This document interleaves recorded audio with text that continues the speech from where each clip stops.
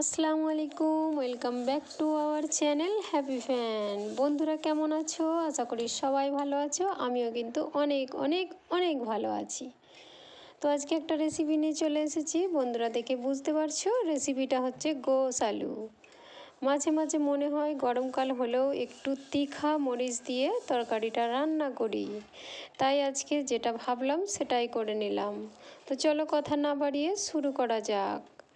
রেসিপিটা করার জন্য আমার যা যা লাগবে সেটা তো তোমরা জানো, তারপরেও দেখিয়ে দিলাম।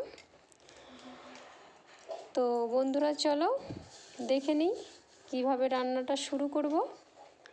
আজকে তরকারিটা কিন্তু অনেক টেস্টি হয়েছিল, অনেক কালারটাও সুন্দর হয়েছিল, সেটা দেখে বুঝতে পারছো। তো আমি এখানে পেঁয়াজ কুচিয়ে নিলাম। গোশগুলো অলরেডি আগে থেকে ধুয়ে ক্লিন করে রেখেছি। দেখতে পাচ্ছ বন্ধুরা, গোশগুলো অনেক সুন্দরভাবে টুকরোও করে নিয়েছি আর ক্লিনভাবে ধুয়ে নিয়েছি। কুকারের মধ্যে দিয়ে দিলাম গোশগুলো, পেঁয়াজের কুচি, টমেটো কুচি, আদা রসুনের পেস্ট, নুন, হলুদের গুঁড়ো, দিয়ে দেব লঙ্কার গুঁড়ো, দিয়ে দেব ধনে জিরের গুঁড়ো, দিয়ে দিলাম তেজপাতা। তো এখানে আমি গুঁড়া মশলা দেব, গোটা গরম মশলা দেব না, ভালো করে হাতে করে মেখে নিলাম। উপর থেকে ছড়িয়ে দিলাম তেল। এরপর এর মধ্যে প্রয়োজন মতো পানি ঢেলে দিলাম, দিয়ে আমি 2 থেকে 3টা সিটি দিয়ে নেব। তো কুকারের ঢাকনাটা ঢেকে দিলাম। আমি কিন্তু আজকে আলুটা লাল করে রান্নাটা করব, তাই আমি ফুড কালার নিয়ে নিলাম। আলুগুলো ছাড়িয়ে নিয়েছি, খোসা ছাড়িয়ে নেবে একটু কালার দিয়ে নিলাম। এগুলোকে এবার কড়াইয়ের মধ্যে তেল বসিয়ে দিয়েছি, ফ্রাই করে নেব। তো বন্ধুরা কড়াইয়ের তেল গরম হয়ে গেছে, আমি আলুগুলো এর মধ্যে দিয়ে দিলাম। উল্টে পাল্টে একটু কড়াভাবে ফ্রাই করে নিতে হবে, নইলে কিন্তু ভালো লাগবে না। আসলে কিন্তু এইভাবে আলু লাল করে তরকারিটা রান্না করলে আলুগুলো খেতে অনেকটা ভালো লাগে, তরকারিটা দেখতেও অনেক সুন্দর হয়। তো বন্ধুরা অনেকটা টাইম লাগবে কিন্তু একটু, যেহেতু আলুগুলো বড় করে কেটেছি তো অনেকটা সময় নিতে হবে। সময় নিয়ে আলুগুলো কিন্তু ফ্রাই করে নেব, কালারটাও যাতে সুন্দর আসে, সেই জন্য অনেকটা সময় নিয়ে কিন্তু আমি আলুগুলোকে ফ্রাই করে নিচ্ছি। বন্ধুরা তোমরাও কিন্তু এইভাবে করে নিও। সো বন্ধুরা দেখতে পাচ্ছ আমি কিন্তু অনেকটা সময় নিচ্ছি, সময় নিয়ে আলুগুলো ফ্রাই করে নিলাম, কালারটা অনেক সুন্দর এসে গেছে। তো আমি আর বেশি দেরি করব না, দুই একবার উল্টে পাল্টে নেব, নিয়ে কিন্তু আমি উঠিয়ে নেব। তো বন্ধুরা এখানে আমার আলুগুলো ফ্রাই হয়ে গেছে, একটি প্লেটের মধ্যে উঠিয়ে নিলাম।